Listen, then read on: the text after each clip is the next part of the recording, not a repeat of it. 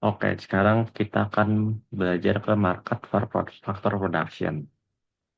Nah, demand for labor itu merupakan derived demand atau faktor turunan di permintaan turunan dari permintaan suatu barang atau jasa yang diproduksi.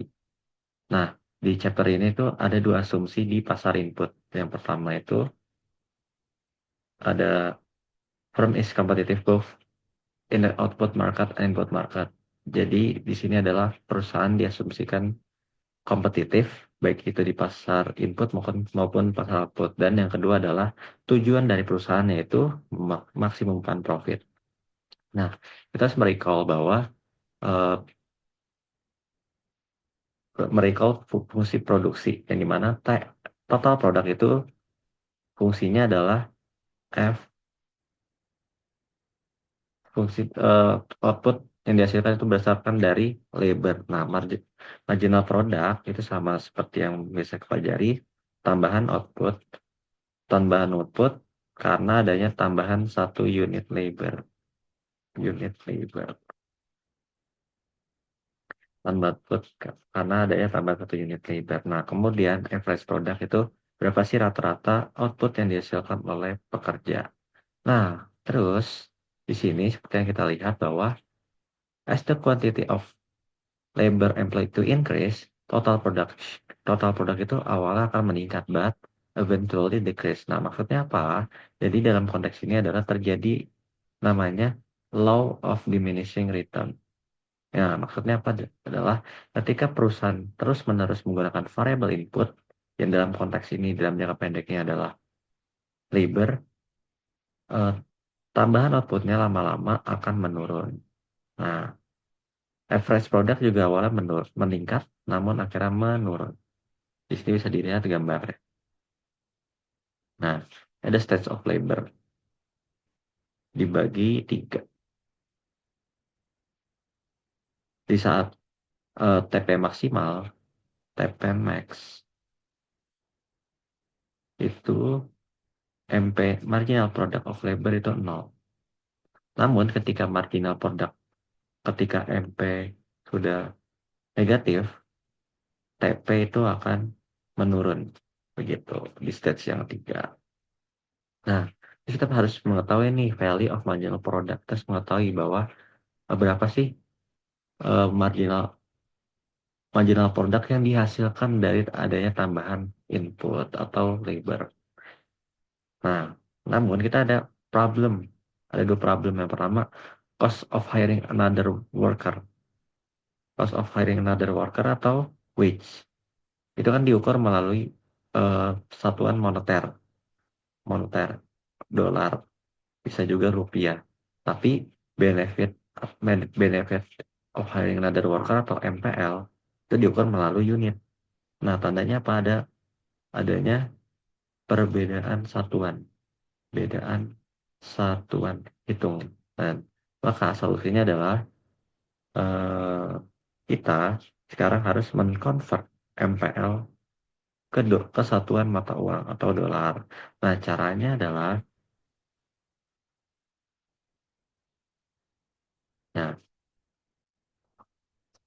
nah, caranya itu adalah dengan mengalihkan nilai price atau P dikalikan dengan satuannya. Nah, biasanya jadi MPL itu diibaratkan Q-nya lah.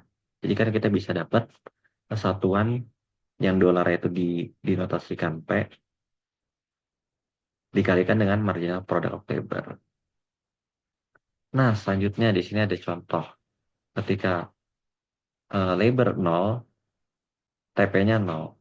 Namun ketika labor bertambah menjadi 1, total produk yang dihasilkan 7, maka MP-nya adalah 7 dikurang 0 bagi 1 kurang 0. Jadi 7. Nah, begitu seterusnya bisa dilihat bahwa TP dengan adanya TP semakin meningkat karena ada tambahan labor, marginal product of labor makin lama makin turun. Nah, di sini bisa lihat di sebelah kanan berapa sih value dari adanya tambahan satu tenaga kerja. Nah, bisa dilihat juga value of marginal product makin lama makin turun. Nah, di sini bisa lihat kurva permintaan tenaga kerja. Kurva permintaan demand demand labor tuh datangnya dari firm perusahaan karena perusahaanlah yang mengelola faktor produksi. Nah, ketika tingkat upah itu menurun, otomatis si perusahaan itu ingin meng-hire pekerja lebih banyak karena harganya eh, harga yang dibayar oleh perusahaan semakin rendah. Nah, terus di pasar kompetitif, profit maksimisasi itu terjadi ketika PMPL itu sama dengan wage-nya. Nah, begitu. Nah, terus apa sih yang mempengaruhi kurva demand? Yang mempengaruhi kurva demand itu adalah faktor selain ya, selain W. Faktor selain W itulah yang menyebabkan kurva demand of labor itu bergeser ke kiri atau ke kanan. Contohnya adalah eh, contoh darinya adalah misalnya migrasi migrasi. Dengan adanya migrasi, otomatis eh, supply of labor kan geser ke kiri. Sorry, geser ke kanan. Dengan ada supply of labor geser ke kanan, tingkat upah semakin meningkat. Tingkat upah supply of labor geser ke kanan, tingkat upah menurun, maka demand of labor itu meningkat. Gitu. Terus if the wage rate increase, the quantity of demand of labor itu decrease. Jadi kita dilihat ketika upah meningkat, itu quantity of labor-nya berkurang. Begitu.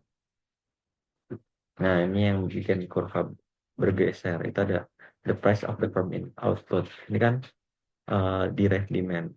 Derived demand. Derived demand. Ketika ketika P naik, otomatis sebenarnya juga akan nah, labor yang dibutuhkan akan meningkat. Jadi W-nya juga naik. Terus kalau price of other factor production, kalau misalnya um, capital harganya lebih tinggi, itu labornya akan meningkat. Teknologi itu berbanding lurus dengan bisa substitusi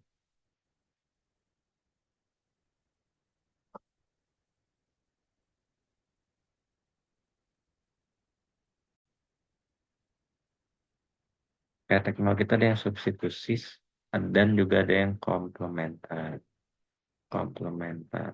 Kalau yang substitusi, tentunya ketika teknologi itu meningkat, maka labor yang dibutuhkan tuh menurun. Makanya bisa dilihat bahwa di sini kurvanya di kurva demand of labor tuh menurun. Nah, terus kalau labor supply kan dari sisi si rumah tangga RTK atau household. Nah, ini adalah ada trade-off antara work dengan leisure atau beristirahat. Ketika the more time you spend working, the less time you have for leisure. Tentu saja maka opportunity cost dari beristirahat adalah tingkat upah. Nah, ketika an increase in wage, ketika terjadi peningkatan upah, maka terjadi peningkatan juga opportunity cost dari leisure. Nah, umumnya, people respond by taking leisure by working more. Ini di awal mereka bekerja.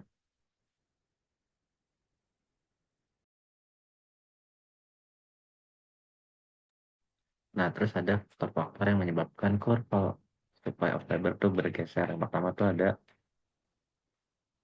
adanya perubahan selera dari eh, rumah tangga konsumen itu sendiri. Bagaimana mereka menentukan trade-off dari beristirahat maupun bekerja. Dan yang kedua,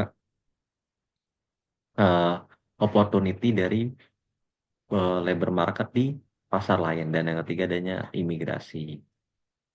Nah, terus di sini ada labor market equilibrium yang dimana sumbu Y-nya itu ada tingkat upah dan sumbu X-nya itu tingkat pekerjaan.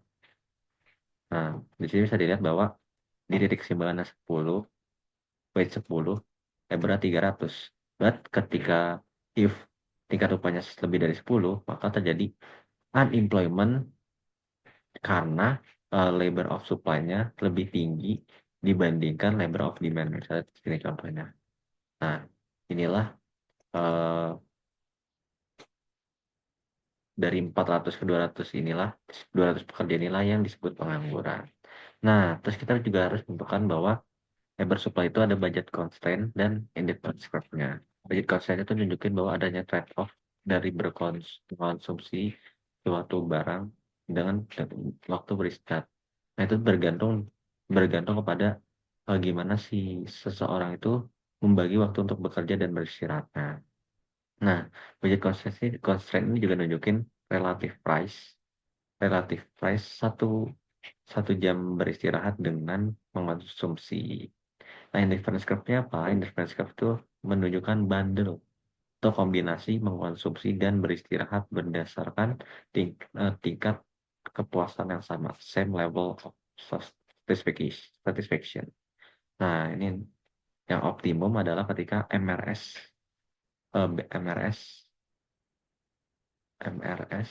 equal dengan wage.